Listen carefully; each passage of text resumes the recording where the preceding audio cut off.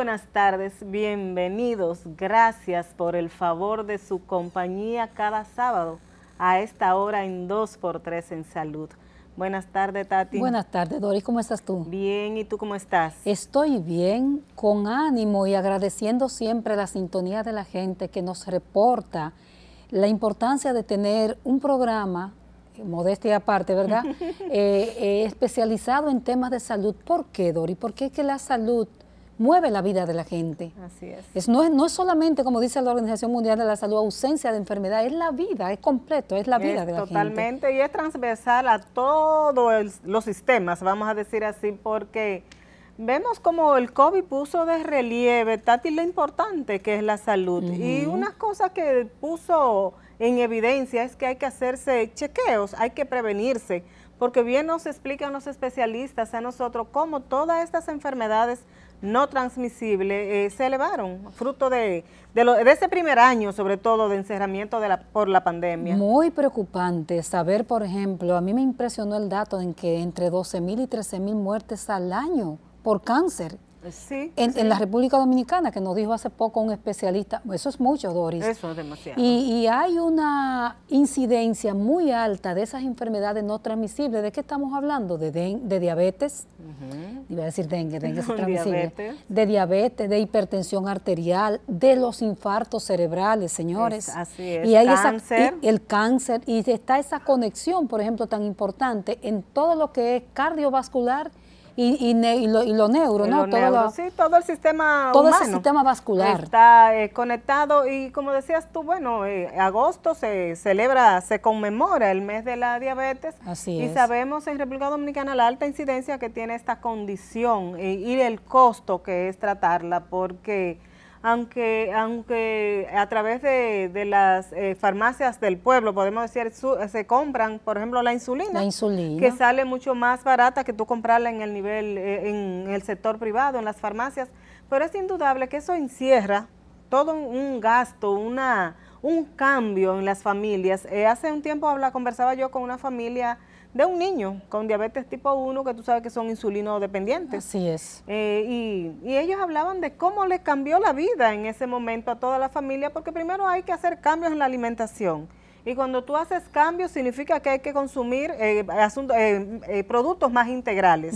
Y el producto integral, pues, es más costoso que tiene un costo, porque son tiene productos, un costo. sí. Las frutas, los vegetales, porque aquí decimos, bueno, esto es un país tropical, se produce de todo, pero todo cuesta, aparte de los medicamentos, que también hay que tenerlos. Sobre todo si se vive en las grandes ciudades, porque otro tema vinculado a eso, primero en las grandes ciudades el tema del costo, porque tú no tienes acceso a la fruta tiene un costo, ¿verdad?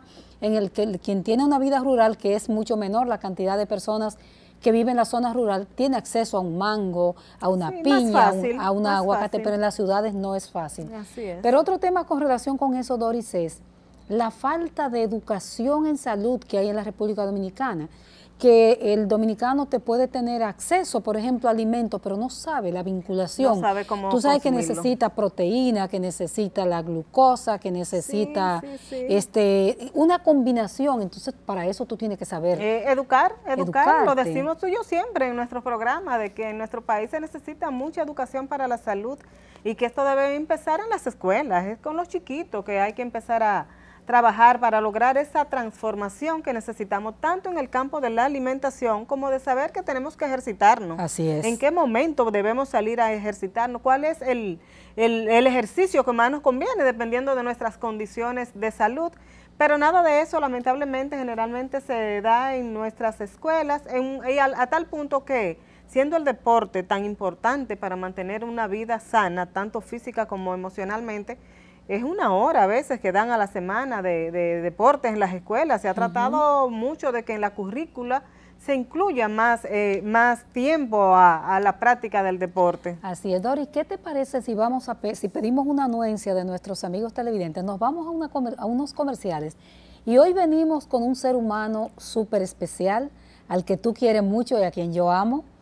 Y con quien vamos a hablar de un giro, vamos a dar un giro a la salud hoy, vamos a hablar de literatura, de libros, de periodismo. ¿Qué te parece, pero esto Doris? sale del alma. Sí. Y entonces está vinculado a la salud. Pues No entonces se va para la desvincula. salud. Así que regresamos en un momentito. No se pierdan el programa de hoy. 2x3 en salud.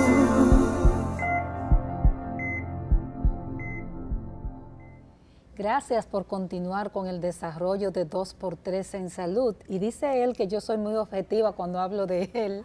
Se trata del periodista y escritor Gustavo Olivo Peña, oriundo de los del número de San Francisco de Macorís. Buenas tardes, Gustavo, ¿cómo estás? Muy buenas tardes. Yo digo de broma, objetiva, porque ahí hay mucha subjetividad por el cariño.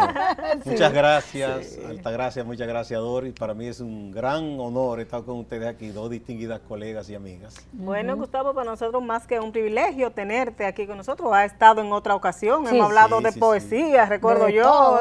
Una vez en ausencia tuya se hizo un programa aquí.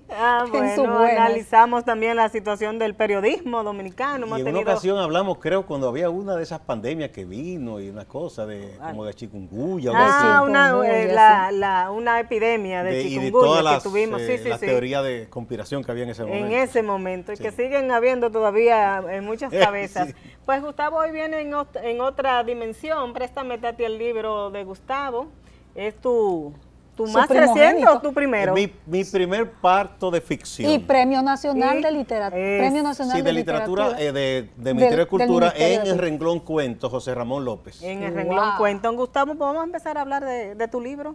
Dime, bueno. ¿Cómo te surge primero la idea de escribir? Ahí va la periodista, ¿Cómo compadre? sacas tiempo para escribir?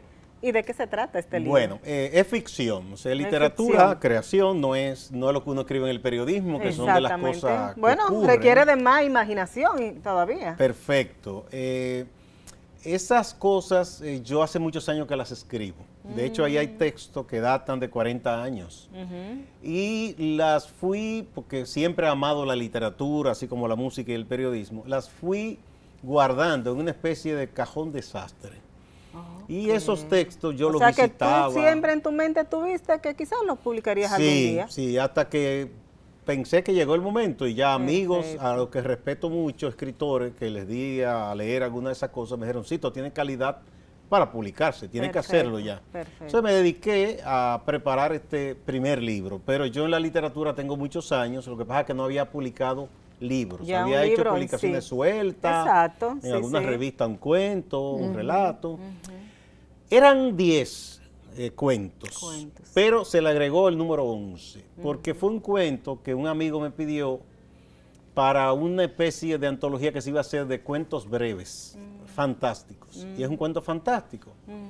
Y yo dije, bueno, yo tengo vamos a ver. Luego no se hizo la antología. Y yo digo, bueno, lo sigo guardando para otro libro. Me dice, no, ese cuento está muy bueno, tiene que agregarlo. Y es el número 11. Perfecto. Cortito, si se quiere, y a mucha gente le ha gustado. Se llama El Reino del Silencio, el número 11. Es un hombre que tiene una vida rutinaria, de trabajo, un contador. Se levanta un día y nota un silencio fuera de lugar. Cuando sale a su trabajo, todo está en silencio.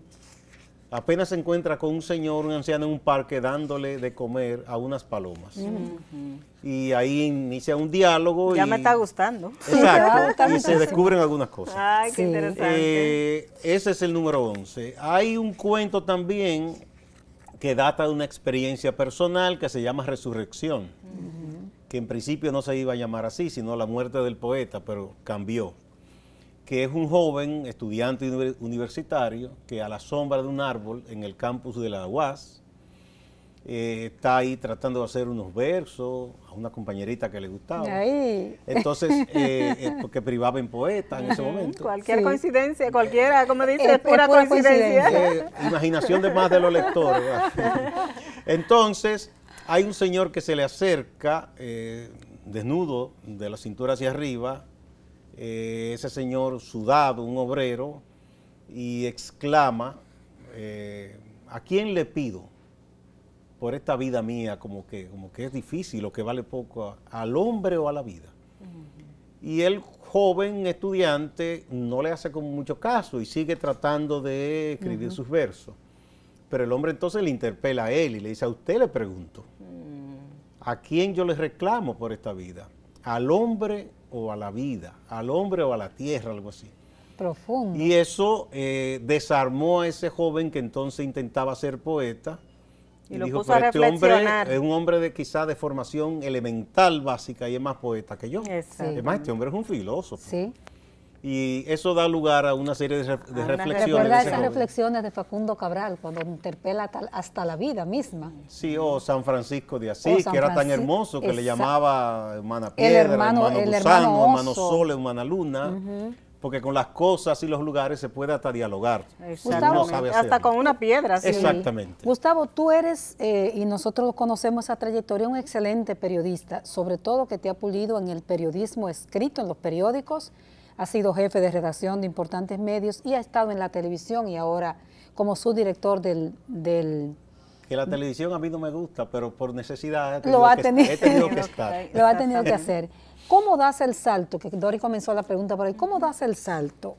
¿Hay que ser periodista para ser escritor? Háblanos un poquito de eso. Mira, yo creo eso he tratado de hecho en conversatorios. El periodismo y la literatura son oficios hermanados. Van de la mano, ¿verdad? Son hermanados. De hecho, hay una discusión vieja de si el periodismo es uno de los géneros literarios.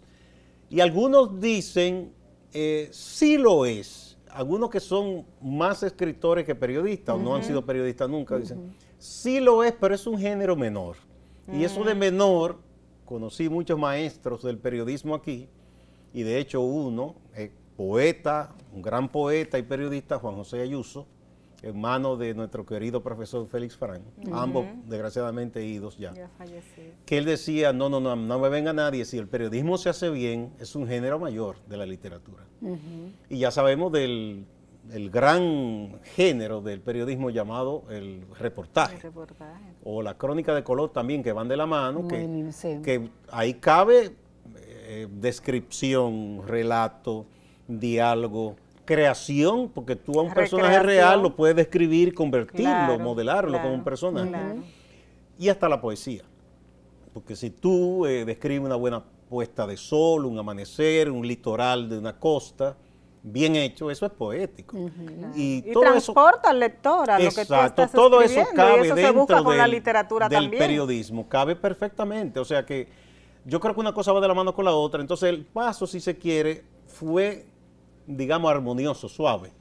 Yo lo que no tenía era el tiempo. Pero a ti te ayudó la pandemia. Recuerdo que tú... De alguna manera sí, porque eso obligó a uno a estar recluido y dijo, déjame visitar mis papeles en mi cajita. Revisar. Y ahí dije, ya está el momento. Y comencé ya ahí a pulir. Eso te iba a preguntar, Gustavo, porque quizás muchos periodistas, como dices tú, escribimos tanto el día a día y tenemos en nuestra mente, nuestra idea de hacer un libro, de publicarlo, pero cuando llegamos a la casa ya estamos un tanto agotados porque no hemos pasado el día leyendo y escribiendo. Para un diario, para un día a día, ¿cómo sacar ese tiempo? ¿Cómo decir, bueno este es mi momento? Es un gran desafío, Doris, porque no tengo que decírselo a ustedes. Esta es una profesión agotadora, que demanda mucho, más cuando ya tú tienes responsabilidad de una familia y una serie de cosas. No es fácil tú aislarte un poquito, casi es un poco de un egoísmo lindo, digo yo. Un poquito egocéntrico. Es para crear algo. Entonces, tú tienes que tener esa complicidad, ese guiño de ojo de tu familia, que diga, vamos a dejarla tranquila, tranquilo que está trabajando en su libro, que no es tan fácil. Entonces, requiere que uno haga un súper esfuerzo, es decir, tengo que hacerlo. Y yo recomiendo, de hecho, a los periodistas y a las periodistas que dejen libros hechos. No todos lo harán de literatura. No todo de periodismo o de literatura, pero sí, por ejemplo, esa sección que ustedes cubren, que lo hacen tan bien. Ustedes han tenido muchísimas vivencias y cosas. Sí, y el periódico... La estamos contando, eso te digo, pero es poco a poco. El periódico la tiene dispersa, pero si ustedes la reúnen en un libro, es un aporte y está ahí para su... ¿verdad? Su descendencia. Pero ¿cómo se sale? Porque lo que cuesta muchas veces dar el salto, o sea, sacar ese tiempo y decir voy a escribir. Y dicen también que los periodistas tenemos muy duro, nuestro texto es muy duro. Porque eso es el endurecimiento de la prosa, que llaman los maestros. Exactamente, se hace muy duro porque tú tienes que seguirte sustraerte y pensar, bueno, esto es literatura. Aquí no puedo ser tan Exactamente. preciso y duro como cuando digo que ocurrió esto y esto y esto. Cuando narro una crónica política. Exacto, que uno obligado por la objetividad no debe usar muchos adjetivos ni nada de eso, pero en la literatura tú tienes la libertad de usar el idioma como tú entiendas. El único respeto es por la estética, por la belleza, por la creación. Eso sí debe respetarse porque un texto literario mal hecho, cansón o repetitivo es terrible, eso no, es imperdonable. Entonces, esa parte sí hay que hacer un gran esfuerzo. Yo recomiendo que hay que leer mucha literatura también, porque eso te ayuda, ¿verdad?, a empaparte como de otro estilo. Dejar a un lado la parte del ensayo duro. El periodismo en sí. Exactamente, y tratar de hacer eso. Y una cosa fundamental es que uno cuando ya se decida en serio si va a hacer ficción, si tiene texto de ficción, que un buen escritor o escritora en la parte puramente literaria te le eche un ojo y te diga esto sí, esto no, mira mejor esto aquí, esto así no se debe, porque la literatura tiene también sus técnicas. Tiene sus reglas, ¿verdad? Sus técnicas, así como el periodismo. El profesor Juan Bosch hablaba mucho de eso, ¿no? Por ejemplo, la técnica para escribir cuentos. Bueno, el cuento es gran maestro latinoamericano, digamos de la segunda mitad o primera mitad y casi segunda del siglo XX. Él enseñaba algo fundamental, que si el cuento es intenso, la novela es extensa, el cuento desde el principio tiene que provocarte seguir leyendo, de lo contrario tú lo abandonas, porque es algo breve, si quieres, no es una novela, que la novela tú puedes comenzar con algún pensamiento interior. Piensa, por ejemplo, para poner un caso, La Nochebuena de Encarnación Mendoza, entonces uno se comienza a impactar prácticamente cuando comienza a leer el cuento. De una vez, igual que aquello de que se llama Todo un hombre, el hombre que en un colmado, entonces pulpería le decían, de un campito, que entonces hay un tipo de abusador con una muchacha que le interviene, y todo eso, al final es que tú te das cuenta, y eso es magistral en Don Juan, que es con un juez que el hombre está hablando. Y cómo él describe como ese hombre que cuando el otro fue a matarlo, se levantó y casi no quería llegar a donde estaba el pantalón, tomarlo por la hebilla para que no sonara, para todas esas cosas. No, una descripción es maravillosa. Una maestría. Una maestría. Vamos a pedirte, Gustavo, un permisito, nos vamos a una pausa y regresamos de inmediato. 2x3 en salud.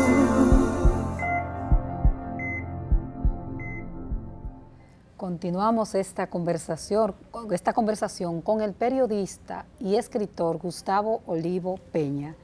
Cuando uno tuvo la oportunidad, yo tuve la oportunidad también de antes de que se publicara, leérmelos, esos cuentos, se da cuenta que está la vida del pueblo, la vida de la ciudad. Uno ve mucho la vida de la ciudad, piensa en personajes de la ciudad.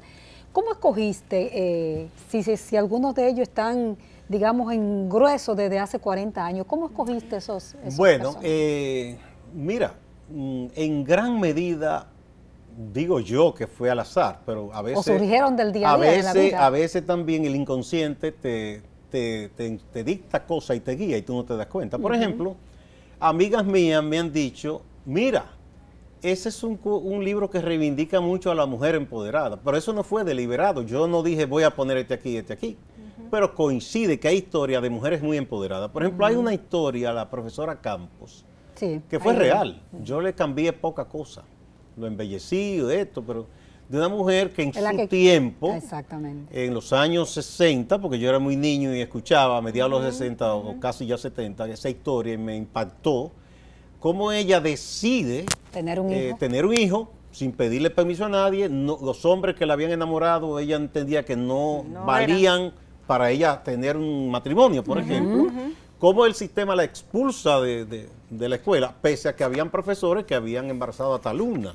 En esos años las cosas eran así. Sí, claro. Entonces, cómo ella valientemente asume eso y cómo solo una amiga es la que ella le confía el secreto, porque fue la solidaria la que no le dio la espalda cuando ella la sacaron de la iglesia, la gente le daba la espalda porque entendían que ella era inmoral. Una valentía en ese entonces. En esos años. Entonces, esa historia me conmovió cuando yo la escuché de niño y yo creé ese personaje en base a ella, que le cambié poca cosa. Entonces tú 11 cuentos, dices tú, que recoge aquí este libro, son historias basadas en hechos. Hay hechos reales, la mayoría son hechos reales, que uno se toma la licencia de deformarlos para la literatura. Como dice el maestro Mario Vargas Llosa, el escritor miente a conciencia en literatura, porque tú no lo puedes hacer en periodismo. Entonces tú tomas un tema real. Vargas Llosa, de hecho, ha tenido cantidad de controversia por eso. Recordemos las novelas. La fiesta del chivo. Porque pasa cuando tú tomas un tema histórico, le pasó a Vargas Llosa, le pasó a García Márquez, que ambos tomaron temas históricos. En el caso de García Márquez, con Simón Bolívar, el general en su laberinto, y tanto en Colombia como Venezuela decían, pero ¿y cómo es posible? Pero que el Libertador no dijo eso, no lo hizo. Decía, señores, yo tomé el personaje histórico para construir una ficción. Porque está basado en un personaje real. Gente que estaba muy guapa con él. Y pasó con Vargas Llosa y la fiesta del chivo, porque... Que se creó tremenda. Sobre todo los trujillistas decían, pero el jefe no era así. Exactamente. Y ahí se urgen a veces las demandas también cuando se escriben y las controversias. Si hay gente que entiende que su figura, su persona ha salido mal parada. Hay un caso famoso en Estados Unidos de una escritora llamada Jacqueline Susan, que ella comenzó como una escritora de temas, si se quiere, ligero, como llaman, en la famosa industria de literatura que había en Estados Unidos llamado los bestsellers, que eran casi cosas como medio por encargo. Pero ella aprendió muy bien a escribir y luego escribió novelas serias. Y hay una en que el personaje era Jacqueline Kennedy Onassis. Y lo que entonces... Imagínate lo que generó. Ella se sintió, además ya han sido amigas porque Jacqueline Kennedy fue periodista muy joven. Ellas se conocieron. Y se sintió traicionada por la amiga y diciendo, yo te conté cosas, no era para... Salió ahí. Y intentó demandarla, pero finalmente se arreglaron y no pasó nada. De hecho, Isabel Allende cuenta muchas cosas, toma mucho de su entorno familiar. De su realidad. De su realidad. Tiene a Paula, por ejemplo, que es la vida de su hija, pero así tiene otras historias que es que la toma de su cotidianidad. Dicen que en su casa, su familia tenían hasta miedo porque los iba a tomar de... Bueno, también García Márquez decía que su mamá, su madre, decía, muchacho, me va a meter en problemas cuando comenzó a escribir, porque decía, ese que está ahí es tío fulano, pero tú lo pones como un perverso. García Márquez decía eso, decía, mamá, me hizo crear el personaje, pero no es él. No es él, es otro. Y así. Háblanos del premio entonces, Gustavo. Bueno, eso ha sido una gratificante noticia porque primera vez que me atrevo a publicar, aunque tengo muchos años escribiendo, y al jurado, al cual agradezco muchísimo, le gustó el libro, lo valoró y consideró que merecía el premio, que yo no le quito mérito a ninguno de los demás colegas que compitieron, porque hay gente muy buena. Ha sido un gran privilegio, me alegra mucho porque eso es un aliento para uno seguir escribiendo, creando. Y porque el reconocimiento, aunque también hay una dotación económica, eso ayuda. Vale mucho el reconocimiento. Exactamente. ¿Y dónde obtiene la persona este libro, Gustavo? Bueno, ahora mismo debo decir que yo hice una locura en este país, porque ya no se imprimen tanto. Yo hice una edición de 1000 y prácticamente está agotada en físico. Mira qué bien. Pero todavía aparecen por ahí en un sitio que se llama Tu Libros en Casa, encuesta en la editora Santuario, que también yo le di una parte que he estado comercializando, y en las mismas oficinas de Acento, en la Bochillo número 4 en Sánchez Quiqueya, también hay unos cuantos que quien quiera puede pasar, y en Amazon. Ya está en Amazon la versión ya con corregido los pequeños entuertos que se fueron, está en Amazon. Pero que siempre algo se va. Siempre. Pero una experiencia que has tenido, Gustavo, gratificante, ha sido que has estado reuniéndote con grupos de estudiantes, grupos de profesionales en los pueblos, llevando, digamos, esta experiencia de literatura tan hermosa a los pueblos. Háblanos un poquito de eso. Mira, eso sí que ha sido gratificante. Gracias a queridos profesores, amigos, como el caso del profesor Valentín Amaro, que es profesor tanto en la Ucamaima como en la UMPU, la querida profesora Ibe Guzmán, profesora en la UAS y también en la Ucamaima, que me han puesto en contacto con sus estudiantes, incluso de manera virtual en Zoom, y grata sorpresa. Ivette me dice, la profesora Ivette Guzmán, mira, yo pirateé tu libro. Y yo, ¿cómo así? Que ella lo estaba leyendo, le gustó, y lo compartió con algunos estudiantes y ella tuvo que sacar copias. Digo yo, muy bien hecho, si es así no es problema, me alegra. Bellísimo. Y yo me he sentido también porque en la conversación con esos jóvenes estudiantes, todos muy jovencitos, muchachas y muchachos, lo habían leído muy bien. No, estudiantes ya de la UAS. De universitarios. Sí, comenzando o el colegio, o ya algunos están dando alguna carrera que tiene que ver con las letras. Lo habían leído muy bien.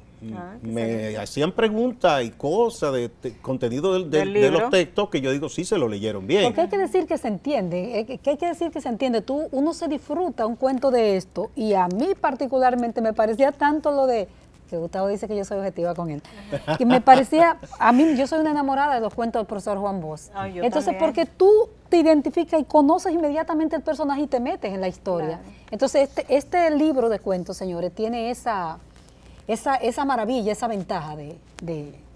En el periodismo, Gustavo, dominicano, vamos, porque sabemos que sí hay grandes periodistas y grandes escritores que comparten. Ahí tenemos experiencias. Sí, hemos tenido mucho. Comenzando con poetas. Exacto. Por ejemplo, el líder de la Declaración de la Independencia, que fue efímera, Núñez de Cáceres, fue poeta y periodista. Aquí tuvimos a Freddy Gatón Arce, un gran poeta, premio nacional, fue director del Nacional y de otros medios. Ahora mismo, para no irnos muy lejos, tenemos a la colega Emilia Pereira, la colega Argénida Romero. Cierto. Tenemos también, aquí tenemos al director de la Biblioteca Nacional, que es periodista y es escritor, Rafael Peralta Romero. Peralta, sí. Bueno, ahí tenemos a Ubaldo Guzmán, que yo espero su libro pronto, que escribe muy bien. Sí, el mismo Bianco Martínez. Bianco tiene una crónica que es poética. Que hay que sentarse a leer esas crónicas periodísticas, yo imagino las literarias de Bianco, ¿verdad? Muy bien, y muchísimos más que han sido periodistas o que son o poetas o son novelistas. Muy bueno. O sea, que existe como esa vena en el periodismo. Es que una cosa va hermanada de la otra. Pero lo bueno de todo esto ha sido salirse, porque uno se mete en una trampa laboral. Sí, así que Doris hablaba de eso en principio, laboral. Llegas a tu casa y te duelen los ojos de tanto escribir, de tanto ver la computadora, y sacar ese tiempo, que ha sido el atrevimiento que hiciste tú, que te ayudó la pandemia, sacar ese tiempo para dedicárselo a la literatura ha sido una cosa impresionante. Como te digo, son textos de muchos años. Ahora, ¿qué he hecho yo?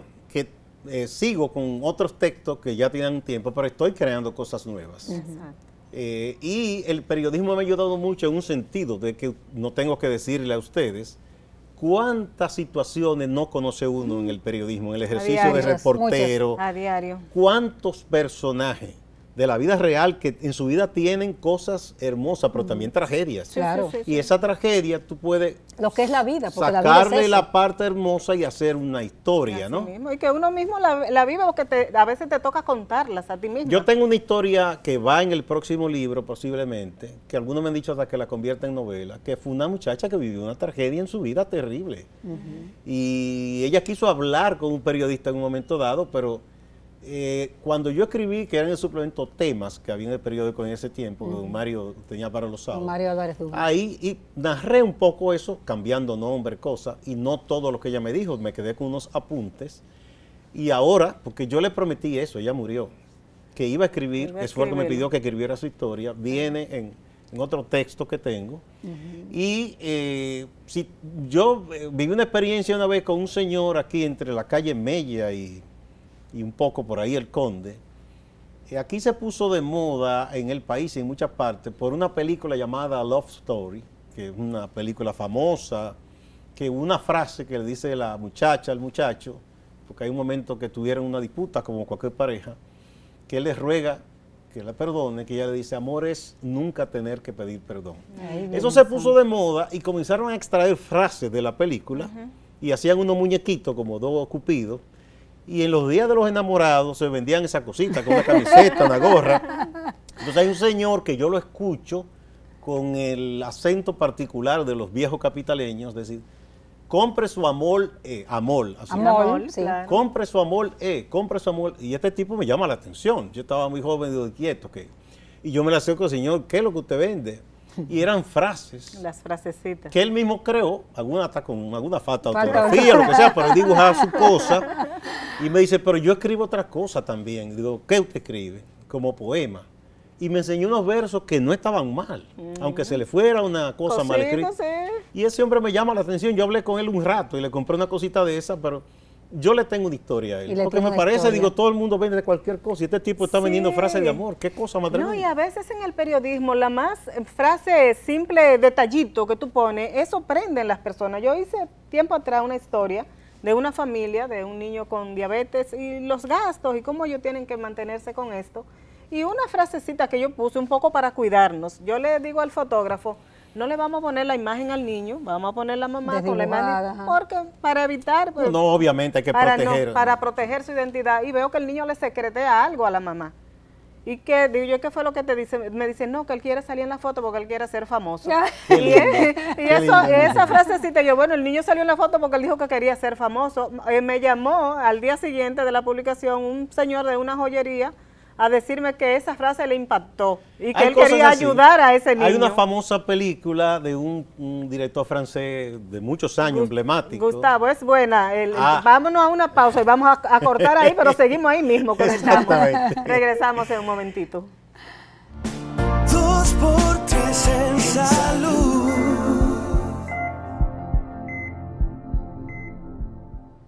Continuamos esta conversación, que ya entramos en confianza, hacemos como los muchachitos cuando entraron en confianza y ya, en hablar de literatura y de todo esto. Y hablamos de eso, de cómo Gustavo escogía los personajes, cómo surgían, y Doris apuntaba, por ejemplo, el aspecto, ahí quedamos, Gustavo.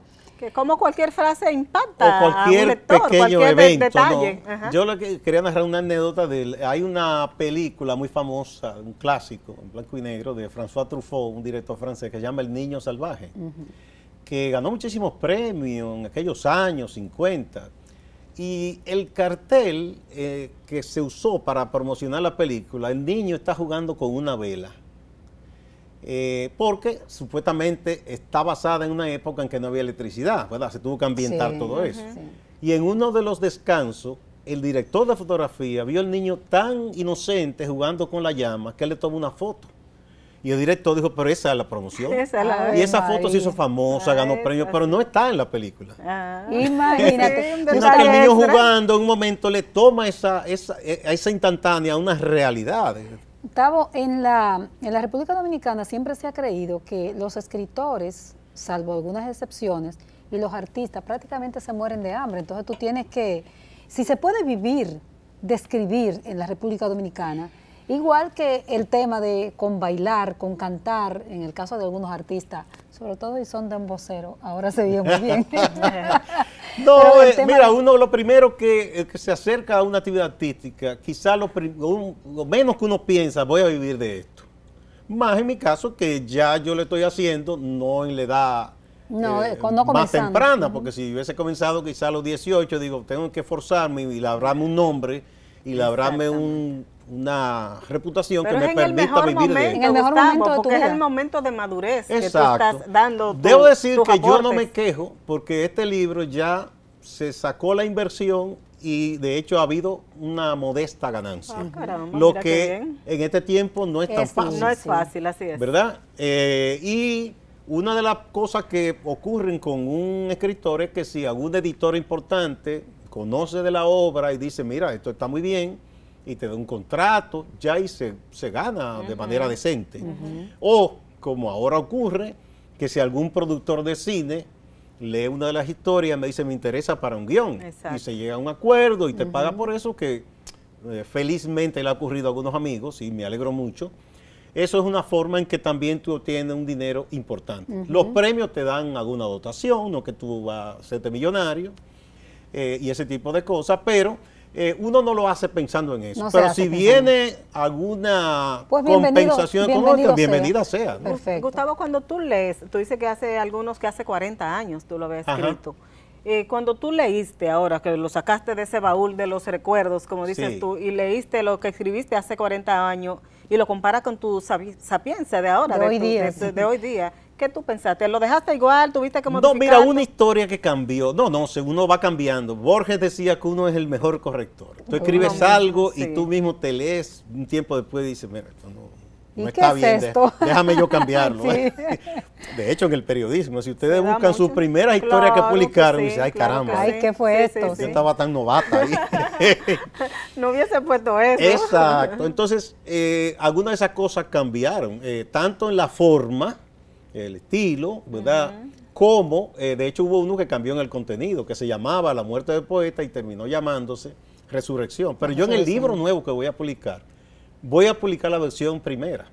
que se llama La muerte del poeta. La muerte del poeta. Será el Con un asterisco y una además explicación. impactante, el título me encanta. Sí, es un poco extraño, pero bueno. ¿Y qué te llevó a cambiarlo? ¿Por qué lo cambiaste? Bueno, una reflexión, porque en aquella historia original, el muchacho poeta como que se daba por rendido. Y entonces, digo, la poesía es belleza, es creación estética, pero también es rebeldía, en cierto modo. En un tiempo como esto, la belleza es rebeldía, la estética es rebeldía, el arte es rebeldía. En un mundo que se ha vuelto tan mercurial, todo es crematístico, dinero, entonces ponerse a crear es casi un acto de rebeldía. Entonces por eso dije, bueno, el poeta tenía que rebelarse. Entonces, y así conversando con también amigos que le di el texto, me decían, no puedo hacer por vencido.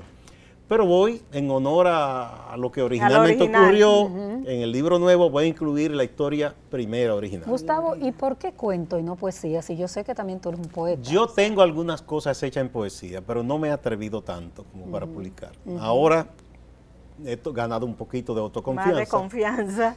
Cuando publique el próximo libro, cuando publique el próximo libro de cuentos, es posible que aborde depurar esos versos y hacer un libro también. ¿Tú no volverías ya o sería difícil volver bueno, reporterismo sé que ya no, pero a volver a vivir perfectamente del periodismo, a hacer periodismo per se? Bueno, de eso vivo porque yo no he acumulado fortuna. ¿Le gustaba un premio? No me he sacado un loto. Ya quisiera yo si me cae un loto en la mano, si me retiro del periodismo y me dedico nada más a la literatura. Qué interesante. Pero mira, esa historia que uno vivió, que vive uno de reportero, yo sé que ustedes lo son, a mí me encantaría, o sea, para mí todavía me emociona eso. Exacto. De tomar una libreta o lo que fuera y tomar. Es difícil. Y cada historia que uno escribe, bueno, yo estoy escribiendo un libro y viene, cada historia de esas que han impactado, tiene otra historia detrás porque no todo tú lo puedes plasmar en un papel de periódico. Es que digamos que lo que se publica en una historia periodística es apenas la punta del iceberg. De tantas cosas que hay detrás, el drama humano, el origen de esa cosa, unas explicaciones sociales a eso que ocurre. Yo no sé ustedes, pero yo he pensado mucho en esta pandemia. Por ejemplo, esta pandemia tiene por dónde escribir, por donde quiera. Por ejemplo, en ese libro de Saramago, el ensayo de la ceguera, uno pensaba nada más en esto que se estaba viviendo, en este encerramiento, en tú llegar inmediatamente porque todo el mundo paralizado, el miedo, o sea, eso da sí, por cierto, que Saramago empezó a publicar después de los 60, que yo no soy el único. Y también Humberto Eco, después de sus ensayos de comunicación, análisis social, publicó también ya en la ficción ya después de casi 70 años. Sí. Y aquí hay tenemos esperanza. O sea que los viejitos también podemos. Y aquí hay grandes periodistas. Yo pienso, por ejemplo, en lo que puede aportar Miguel Franjul, ya tiene sus libros, pero un hombre como Bienvenido Álvarez Vega, por ejemplo, una institución. Bueno, Bienvo escribió un libro que yo creo que ahora sería interesantísimo si él retomara ese proyecto, que fue su tesis. Su tesis. Que era un poco una radiografía a la propiedad de los medios de comunicación en esos años, a los periódicos, que ahora sería interesantísimo hacer eso. Con este monopolio. No solo eso, hay monopolio, pero hay diversidad también. O sea, cómo esto se ha cambiado, el impacto de las redes, los cables. Pensar que en cada pueblito había un canal de televisión como hay ahora, eso era impensable. Impensable. Eso iba yo a decir, Gustavo, que no te podemos dejar ir solamente hablar del libro. No, porque ya del libro, hay que hablar. ¿Qué otra cosa más del libro? Antes de irnos a esa parte de periodismo, Gustavo, ya sabemos que está en Encuesta, que está en Amazon, sí. Que se puede conseguir en el editor Acento, que está en la Boichío número 4, casi esquina 27 de febrero. Exacto, que es el periódico Acento, ahí está. Y si no, hasta con cualquiera de nosotros se lo llevamos. Ay, Dios, un lujo de mensajera. Bueno, Gustavo, no te puedes quejar. No. Entonces, Gustavo, quería analizar contigo un poquito cómo tú ves los cambios en el periodismo de hoy. Sabemos que venían los medios de comunicación arrastrando cambios, pero que se impulsaron como de golpe, diría yo, con esto de la pandemia. Entonces, yo quiero como que tú nos analices, Gustavo, desde el punto de vista periodístico, ¿cómo tú has visto estos cambios? Bueno, tú has puesto el dedo en la llaga, o sea, la industria del periodismo en general, yo digo así, hablando de periódico, televisión, radio, todo, fue impactada de manera determinante por las TICs, por la tecnología de la comunicación y la información. Eso que decía McLuhan, el canadiense, en los años 60, de que el mundo se estaba convirtiendo en una aldea global, hoy es más verdad que nunca. Incluso la otra frase que fue muy discutida, él decía el medio es el mensaje. Hoy es más que nunca. O sea, todo esto que ha traído la tecnología. Hay un autor americano, que no recuerdo ahora el nombre, que dice que todos somos cyborgs. O sea, que nosotros somos la continuación de un elemento, de un artificio de comunicación. Y parece que es verdad, porque tú vas a la fila de un cine, un supermercado, y la gente está en el carrito, pero es viendo cosas aquí, y respondiendo, grabando. Así es. Ya la lista de supermercados, la gente la graba o se la lleva ahí. O la pide y se la lleva. También, no, pero si la lleva la lista ahí. Los exámenes médicos, exacto, ya te lo envían por ahí. Entonces, en tu celular. Las imágenes obviamente, el periódico antes se hacía y era el rey, el gran periódico. Había que esperar al día siguiente para enterarse. Si pasaba algo, digamos, en la tarde, se podía dar el lujo de eso ni tocarlo y hacer la información directa, llana, al otro día con fotos. Así es. Luego se decía, hay que hacerlo post-televisivo, porque ya había la televisión que te daba la noticia más o menos. Luego te decían, espérate, hay que hacerlo post-radio, post-televisión y post-internet, porque comenzaron las páginas y entonces ya te mataban la noticia. Tú no podías decir, cayó un avión, porque ya se sabía hace tiempo. Ya, no era el avión que cayó. Pero cosas de la vida. A los portales le salió la criada respondona, que son las redes sociales. Así es. Twitter le mata la noticia a cualquiera, deformada y como tú quieras, porque ahí la gente dice cualquier cosa, pero ahí está.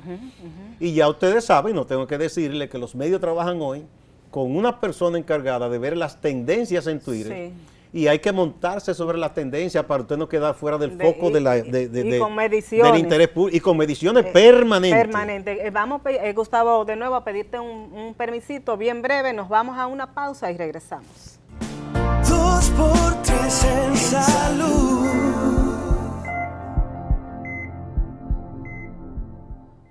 Gracias por continuar con nosotros en esta conversación con el periodista y escritor Gustavo Olivo Peña. Gustavo, Doris y tú analizaban la parte de cómo ha impactado la pandemia, que le dio como un tiro de gracia al periodismo. Un empujón fuerte al periodismo. Pero no hemos hablado de algo que a nosotros nos ha apasionado y que hay de lo que hemos vivido todos estos años, que es el periódico impreso. ¿Y el periódico impreso, cómo queda? ¿Cuál es el devenir de este tipo de medios? Bueno, yo no me atrevería a decir, como dicen muchos, es el fin. Que va a desaparecer. Se ha vaticinado tanto que un medio va a enterrar al otro y terminan como aliándose y complementándose, que yo y espero que eso sea lo que ocurra con el periódico impreso, a quien uno le tiene un amor nostálgico, en mi caso, ¿verdad? Porque lo que siempre me gustó fue escribir. Yo he entrado a la televisión por pura necesidad. Sí, claro. Y de casualidad, pero no me gusta, comenzar, sobre todo por el maquillaje. Entonces, el periódico habría que ver cuál será el futuro. Mientras tanto, no hay que decirlo, están muy impactados. De hecho, el grosor, antes un periódico como Hoy, Listín, que eran las grandes sábanas, 7 secciones, un departamento de revistas, con muchísimas revistas. Todo eso se ha ido achicando. Claro, ambos tienen su versión digital. En el digital, en donde ya está el vídeo, la infografía móvil. Una cosa se complementa con la otra. Yo no sé si ponerle fecha de caducidad o vencimiento, porque no me atrevería tanto. Sería cuando tú mucho, vienes a ver, pasa algo y la gente tiene que volver al papel. Se reactiva el asunto. ¿Quién sabe? O sea, ¿verdad? Pero de hecho, de que ha sido cambiado, ha sido cambiado. Ahora, pero ahora sí se ve como esa balanza. El digital está como, no encima, pero es como... es lo que la gente está leyendo, Doris, también. Sí. El periódico impreso ha pasado como a un segundo plano, es lo que quiero decir. Aunque, claro, como dices tú, el contenido es lo que marca. O sea, la gente con la pandemia se decía que nada más buscaba redes sociales. Ya hoy la gente ha vuelto a sus medios tradicionales, sobre todo digitales, a leerlo. Sí. Y hay gente que todavía entiende que acariciar ese papel es interesante y no es como los libros. Pero cada día no todos leen. Yo lo coloqué solo electrónico. Muchos me han dicho, ay, ¿por qué no lo pusiste en físico? Eso conlleva ya otro proceso, que yo no estaba para meterme en eso, pero todavía hay gente que no renuncia a su libro físico. Pero sí los contenidos de los periódicos impresos han tenido que revisarse y modificarse. Sí, claro, porque por costos incluso. Exacto. Entonces ahora ustedes tienen, y hablamos de esos dos periódicos que son los principales de aquí, digamos, marcas tradicionales fuertes, Hoy y Listín, que tienen una marca fuerte con varios soportes. El soporte digital, el soporte de las redes, que es otro mundo. Revistas. Y ahora todo esto de Instagram, TikTok, todas esas cosas. Los medios tienen todo eso. Sí, pero hay un impacto económico en la industria fuerte. Muy fuerte. Es decir, la gran masa de publicidad se va a la televisión, se va medido por rating. Los periódicos les queda la partecita, aunque los periódicos también, Gustavo, ese es otro fenómeno, son de grupos económicos. Pero además se puede jugar en la venta, y eso lo saben ustedes, como que te venden una serie de opciones, es decir, ya no es que el vendedor o vendedora te dice, mira una página, dice, mira, esta página aquí o media página, yo te pongo un banner en el digital, en nuestro canal de YouTube te pongo tal cosa, o sea, hay un rejuego. Se vende el paquete. Pero además, para bien de los diarios, está caminando una tendencia que ya en Europa se ha dado y en Australia, es que ustedes saben que esas grandes buscadoras de internet, Google, Yahoo y todas esas cosas, ¿qué hacían? Y en principio a los medios no les molestaba porque los colocaban ahí, que se nutren de los contenidos por los cuales ellos no han dado un centavo. No pagan, exactamente. Entonces ya se ha legislado, y en Australia ya se ha dado, y en algunos países europeos también, de que le dicen Google, usted tiene que pagar por eso. Exactamente. Por usted está tomando cosas que hacen en ese canal, en ese periódico, y usted no paga un chele. A ese periodista no le dan un centavo. Exactamente. Parece que ellos, hasta motivados por eso, cuando hubo la pandemia, tanto Google como Facebook hicieron aporte a los medios. Hicieron aporte, poca cosa, pero como quien dice. Aportaron porque fue la crisis grande, había medios que estaban desapareciendo. Pero ya se está legislando en algunos países Gustavo, de que ellos tienen que pagar por esos contenidos. ¿Y se llegará aquí en el país a pagar por contenido digital? O sea, los periódicos para leer los artículos, las personas tengan que suscribirse. Yo creo que va a venir, pero no lo veo tan no muy cerca tan a la vista, tampoco, ¿verdad? Porque tendría que ser un lector ya muy consciente que distinga lo que es una página personal, lo que es un blog, de lo que es un portal profesional noticioso. ¿Tú sabes? Y que yo quiera pagar por eso. Por eso, que vea la necesidad de pagar, porque si es para enterarse de chismes de farándula, usted se mete en Twitter y sabe lo que es y lo que no es. Exacto. Y usted no va a pagar por eso, ¿verdad? Exacto. Pero supongamos algún contenido de salud importante, de economía, que alguien diga, espérate, esto es importante que yo lo tenga. Un artículo especializado. Entonces, por eso podrá suscribirse. Gustavo, ¿no ves una exageración tal vez de la banalidad en el periodismo hoy día? Todo es tan frugal, tan banal, tan...